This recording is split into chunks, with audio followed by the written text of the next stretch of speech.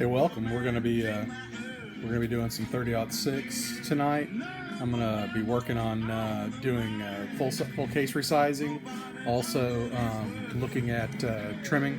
So we'll take a look at what we got. I'm getting back into reloading. So I did actually find I had about 100, 110 of these Remington Peters. It's either once or twice fired brass.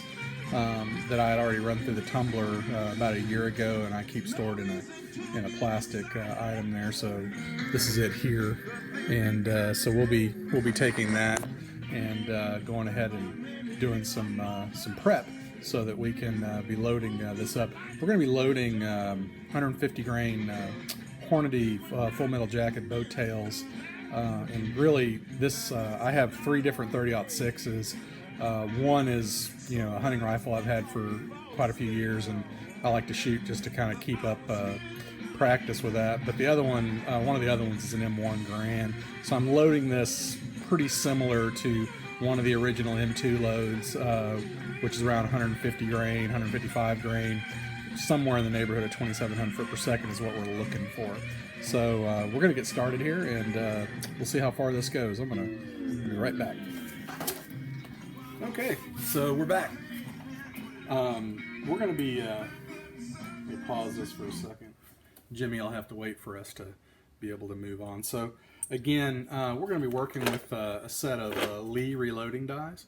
And again, I grew up with reloading with my dad, doing a lot of RCBS, which have great products, but I didn't really know about Lee. And when I decided to get back into reloading a few years ago, I recognized that Lee, you got a lot of value for your money. Now, of course, I'm not reloading match-grade ammunition, but I've been pretty pleased with the results that we got. I inherited quite a bit of my dad's reloading equipment when he passed away about 6-7 years ago, and so from time to time, I'll sit down and reload a variety of calibers. I have probably somewhere in the neighborhood of 17 or 18 calibers that I can reload for.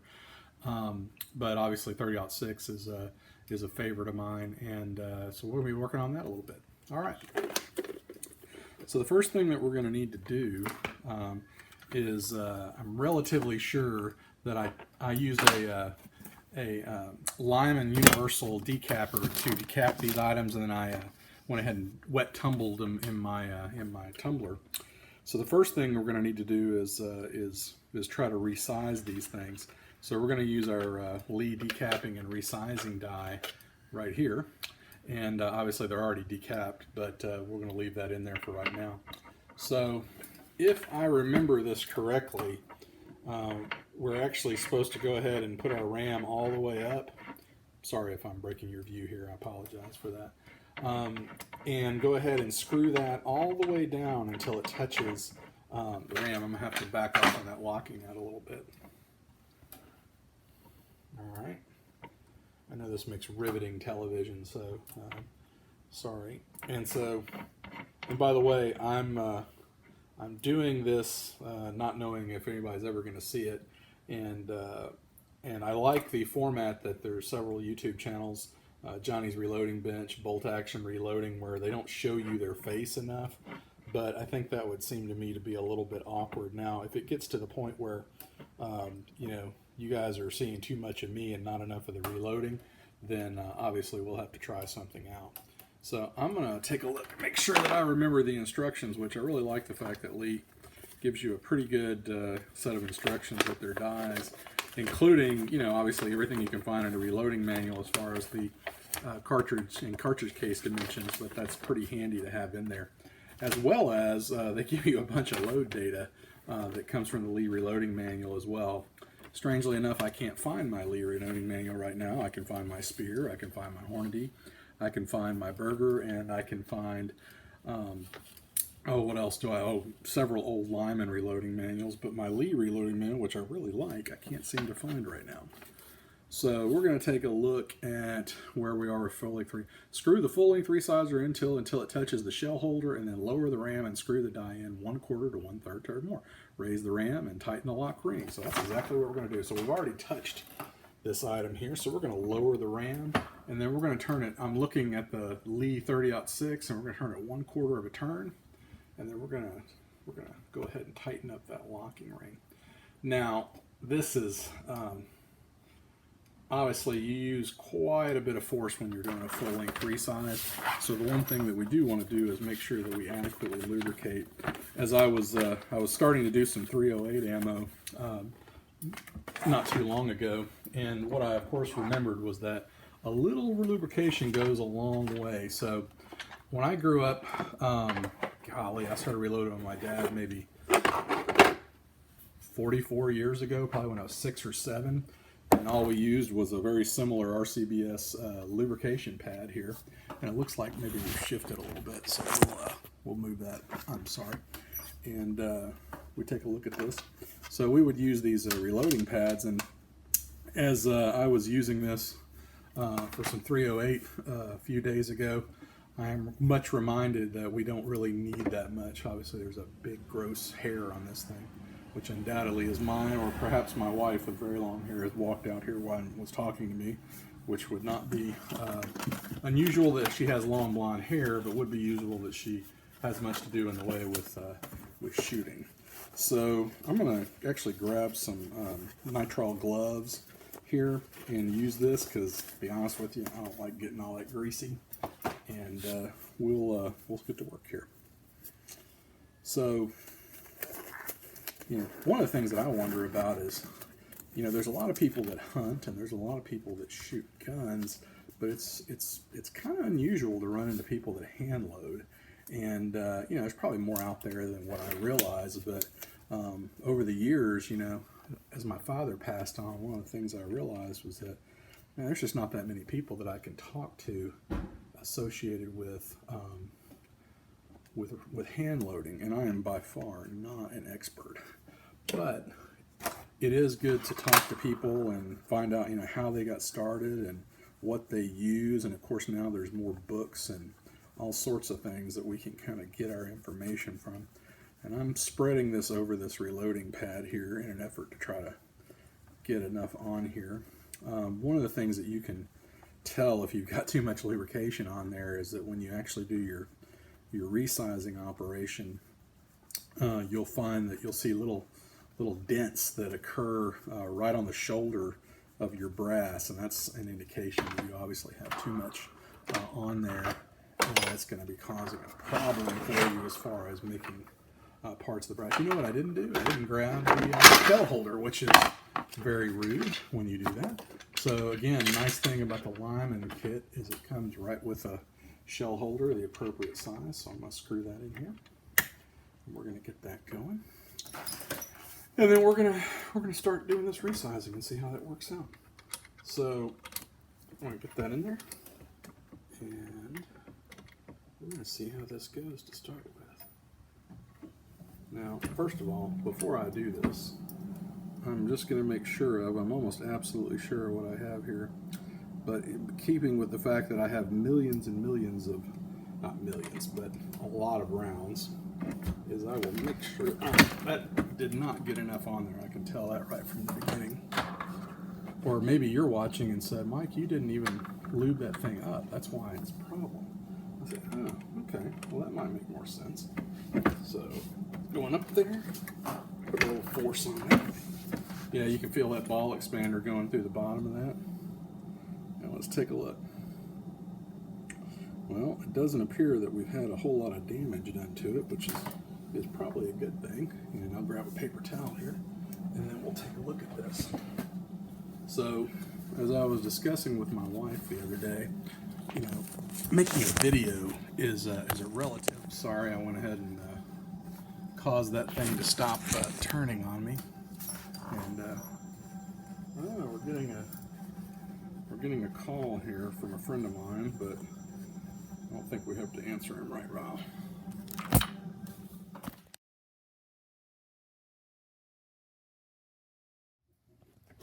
Well, we're back. Sorry about that. That was a friend of mine who I had not talked to in a little while, and let me make sure I don't forget what I'm doing here. I've actually got, I got 112 of these brass that were tumbled and I believe once fired, and I have already resized probably 60 of them right now. So we're working on this, and went back to listening to some music while you guys were not watching me through the magic of the off button. That's the one thing about reloading is you drop a lot of things, or at least I do.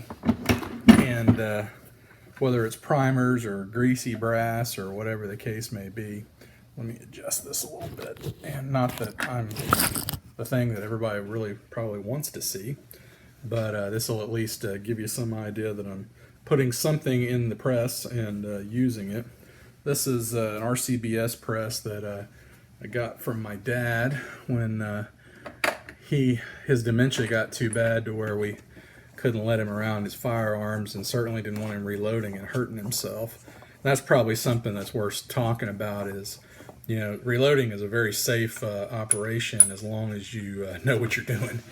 And obviously doing anything while you're impaired in any way is that's a real problem.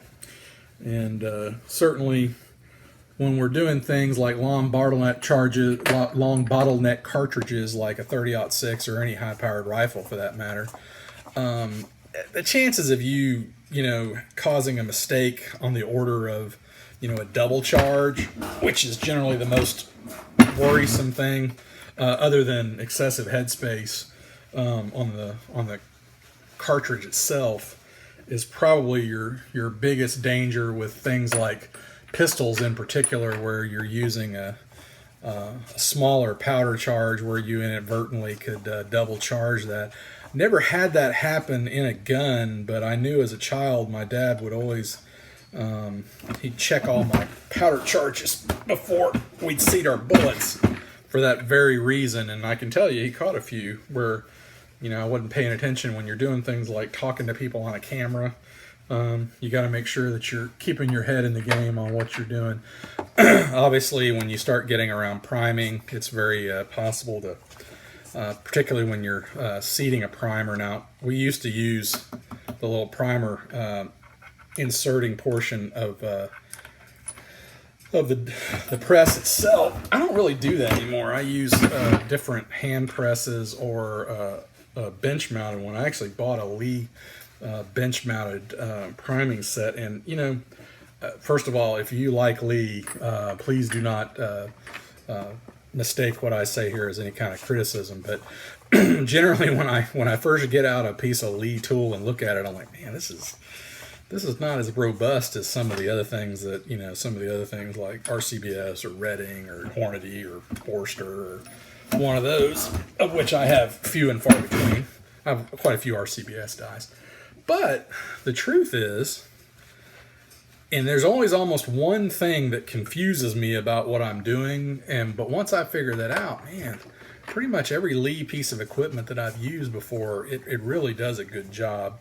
Now, I actually have been doing trimming with the Lee trimmer gauges, which are kind of pretty slick little things, but I was trimming my 308 and I chucked up the cartridge holder in the drill and got it off center, and man, I ended up bending the shank on the end of my 308, which is why we're doing 308 right now. I'm not doing 30-06, because out of 100 and something brass that I had for 308, I had maybe 20 of them that were not anywhere near the maximum cartridge length or brass length after resizing. Here I go, I'm not paying attention, so I'm like about to wipe off what I just put on without resizing it. Matter of fact, I better check the last two that I did and just make sure that they're resized. By the way, if you don't know, if you've already resized it, when you run it back through the die, you'll feel a definite difference. I'm not sure I had done that. That's interesting. I wonder if you guys, I ought to run the tape back and see how many of those maybe I didn't do. Let's check this one out and see. Now, that definitely had been resized before. But back to what I was saying was, so I bought this Lee primer, benchtop primer priming tool, and I got to tell you, it confused me as hell. I kept on trying to shove a normal 308 case holder in there before I remembered that when I bought that thing a year ago, it came with its own set of case holders, which are a good deal thinner than a standard press case holder. And once I popped that in there and fired it up, man, it was really slick as far as doing the priming. And that's generally been my experience with most Lee equipment is on first blush, it looks like it may not hold up, but on further inspection and further use, it's absolutely up to the task, which they wouldn't have been. Richard Lee would not have been in business and not been as successful as he did for so long if it wasn't the case. So absolutely am a big fan of their products. So I'm going to shut up for a while. I'm just going to keep doing this, and we'll probably fast forward through this in a little while, and so you guys won't have to watch me do the rest of these.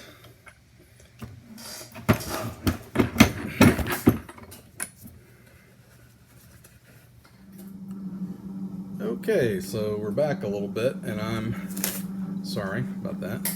I'm done as far as the resizing goes, and I'll take a little chance to show you all that real quick. I guess I'll just turn it around and take a look at it rather than just reverse it. So again, here's our 112. Don't ask me why there's the extra 12. Maybe I lost 8 from a box when I was shooting these a while back. But at any rate, they have been obviously deprimed, tumbled, now full length resized. And so the next thing we're going to have to do is trim them. Now I'll take a look. I'm pretty sure that these are going to be close enough to the trim to our greater than this you must trim length. But I'll check a few and see. I doubt that I'm going to be able to skip trimming. But if I can, then, but I'll get set up to show you guys that, and we'll be back in a little while. So on second thought, I realized that it probably wouldn't hurt to exactly explain what I'm doing. So I was looking at the maximum trim rate length here, and so, which according to my Lee reloading dies paperwork says that my max trim length is 2.494. So we're going to check that with our calipers from Harbor Freight, and according to this, we're quite a bit over that. So looks like I'm going to check my Hornady book, which I got right here as well, and we'll take a look at that real quick. So according to my Hornady book, which is right here, and we will check under obviously under 30-06. Just a second. Going to the 30 caliber area, and I believe it's right after 308 is where it shows up. Past the Remington Magnums, the Weatherby Magnum. Maybe it's already past the 300 Ruger. Yeah, and the 308 Norma, 300 H&H. There we go, 30-06 Springfield. So according to our wonderful Hornady reloading manual, which if you're asking why I'm using Hornady, well, I could get this information from just about any of them. So case trim length is 2.484, max case length is 2.494, and wow, that's interesting, man, because I am way beyond that. I'm going to zero that bad boy, and I'm going to check, which is not the most surprising thing in the world, but I'm at 2.497 on this one, and so it's over. I'm at, but one of those was over 2.5. Yeah, that's 2.4995. That's 2.484. That's not bad. But the beauty of our little setup here with our Lee, I'll show it to you all in a minute, is that there's a 2.5020. Wow, that's a lot. So the beauty of this bad boy is that we can actually not really worry about it. And if you've never seen one of these are really great because they come as a set with the actual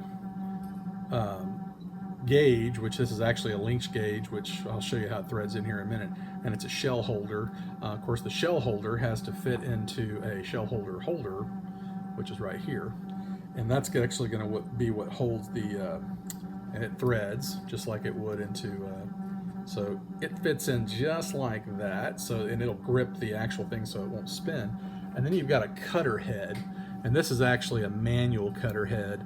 There's another one that comes with a wood handle, and these are literally not very much, like $6 or $7, and you can even buy them on Amazon. So good little operation here. But what we're going to do is we're going to take this and put a cartridge in it. We're going to take this and we're going to put it into the cutter head, and it actually has a threaded collet right here, and it's a split threaded, and this is where I actually bent my 308 one. So I'm going to take my time and I'm going to not try to force that in there, and I'm going to get that all the way screwed in there until it can't go any further, which that's where it can't go any further. And I have a case here. So what we're going to do is we're going to take this case and we're going to unscrew it a little bit, and when we do that, we're going to slip that in. It just slides right in, and then when we screw it back, or when we thread it back in, it's going to lock that bad boy in. And let me see why I don't want to do that. Okay, there it goes. Now I'll screw that back in so it holds it, and so you can see it's held in there where it's not going to go anywhere. And then what we do is we literally just go ahead and slide this in the end of the case mouth, and when it gets there, it's going to try to bottom out. But when it bottoms out, that cutter's not going to be able to cut anymore on the end of that. So until we get there, and it's going to take it to 2.848 or 2.9484. So let's see, 2.494, so to 2.484.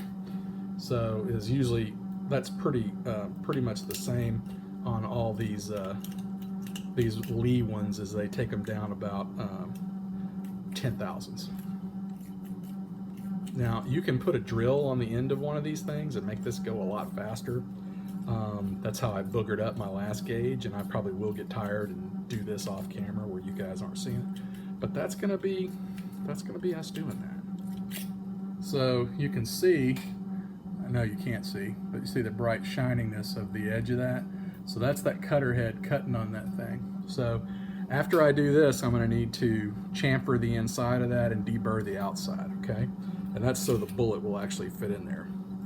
But we're going to see if we can cut any more off this. And when I don't feel any more resistance, then I know that it'll probably be at that 484, and I'm not feeling any more resistance right now. So I'm going to take this out, and I'm actually going to check it. All right. How much you want to bet it's going to come up close to 484? And what do you know? It's about 2.489.